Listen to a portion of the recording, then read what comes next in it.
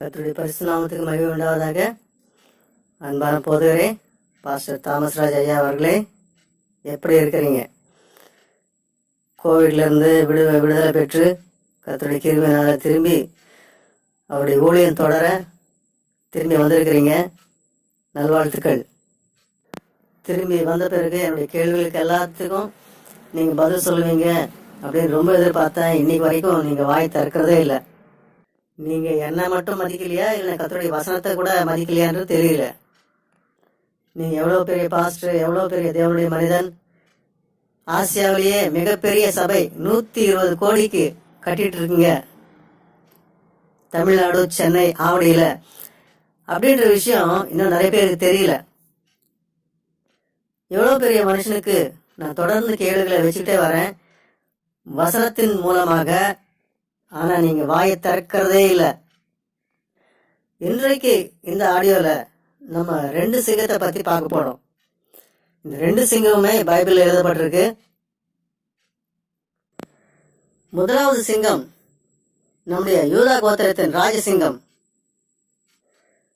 வெளிப்படுத்தின விசேஷம் 5ஆம் அதிகாரம் 5வது வசனத்தில் இவ்விதமாய் போடப்பட்டிருக்கிறது, இதோ யூதா கோத்திரத்து சிங்கம்.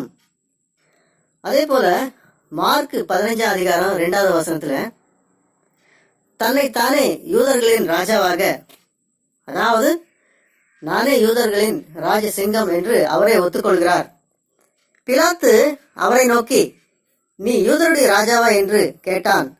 அதற்கு அவர், நீர் சொல்லுகிறபடிதான் என்றார். இந்த சிங்கம்தான் நாம் எல்லோரும் வேண்டி விரும்பி கிட்ட நெருங்கி செல்ல வேண்டிய சிங்கம்.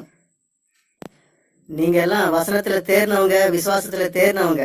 அதனால நான் உங்களுக்கு பிரசங்கம் பண்ணல, வசனத்தை மட்டும் காட்டி கொடுத்துட்டு போறேன்.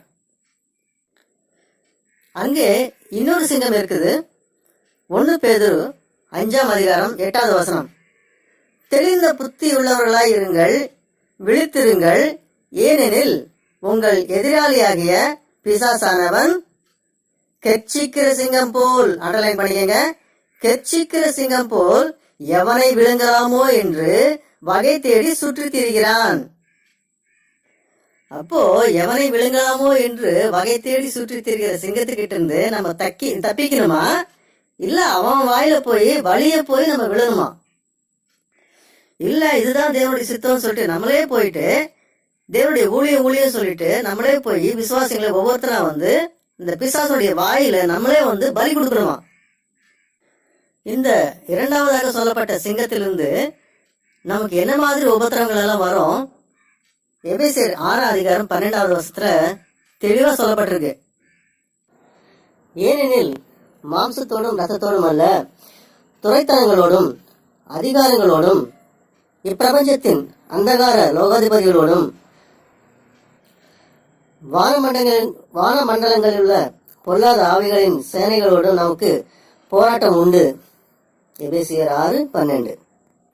இப்பேற்பட்ட போராட்டமும் உபத்திரவமும் நமக்கு உலகத்துல உண்டுன்னு சொல்லி வசனம் தெளிவா சொல்லிட்டு இருக்கும்போது இவர் ஒன்று சொல்லுவார் பாருங்க, பொல்லாத வசனம் ஒன்று கையில் வச்சிருக்காரு. ரோமர் 8:28. பாஸ்டர், எனக்கு உயிர் போகுது, என்னால தாங்க முடியல, உபத்திரம் கொடுமையா இருக்கு, என் உயிர் போகுது பாஸ்டர், இந்த உபத்திரம் என்னால தாங்க முடியல, இது தேவசித்த மாதிரி தெரியல, முழுக்க வித்தியாசமா இருக்கு, இதுல தேவசித்தமே தெரியல அப்படின்னு எவ்வளவோ சொன்னாலும், என்னதான் கதறினாலும், வனாந்திரத்துல இஸ்ரவேலர்கள் முறுமுறுத்தது போல நீங்க முறுமுறுக்காதீங்க. ஏற்ற காலத்திலே தேவன் உங்களை உயர்த்தும்படிக்கு அவருடைய பலத்த கரத்துக்குள் அடங்கிருங்கள் அப்படின்னு 1 பேதுரு 5ஆம் அதிகாரம் 6ஆம் வசனத்தை காட்டுவாரு. அப்புறமா ஊரை ஏமாத்துறதுக்குன்னே ஒரு வசனத்தை கைவசம் வச்சிருக்காரு. கர்த்தர் கொடுத்துருக்கிறான் அந்த வசனம். இதுல வேற அந்த குடும்பம் கேளுங்க. ரோமர் எழுதின நிருபம் 8ஆம் அதிகாரம் 28வது வசனம்,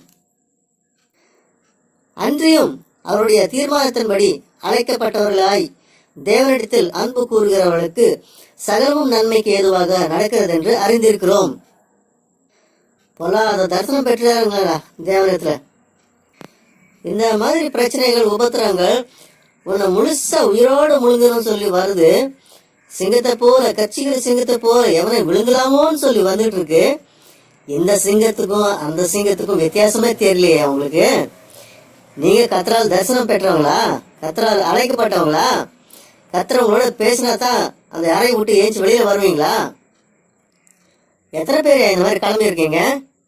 அடா பாவி, இந்த சிங்கத்துக்கும் அந்த சிங்கத்துக்கும் வித்தியாசமே தெரியலடா. சத்ருவானவன் விசுவாசிகளை ஒவ்வொருத்தரா கவ்விட்டு போயிட்டு இருக்கானே. நல்லது நல்லது, உனக்கு நல்லது நல்லதுன்னு சொல்லியே நீ விட்டு கொடுத்துட்டு இருக்க. நீங்க பண்றது ஊழியமா அட்டூழியமா? 75 வயசுக்கு மேல ஆச்சு, 50 வயசுக்கு மேல ஊழியம் பண்ணிட்டு இருக்கேன்னு சொல்றீங்க. தேவ தரிசனத்தினால, தேவ சித்தத்தினால நான் ஊழியம் பண்ணிட்டு இருக்கேன்னு சொல்றீங்க. ஆனா அடிப்படை ஒரு விஷயம், இந்த சிங்கத்துக்கும் அந்த சிங்கத்துக்கும் வித்தியாசமே தெரியலையா உங்களுக்கு? இது ரொம்ப அசிங்கம்.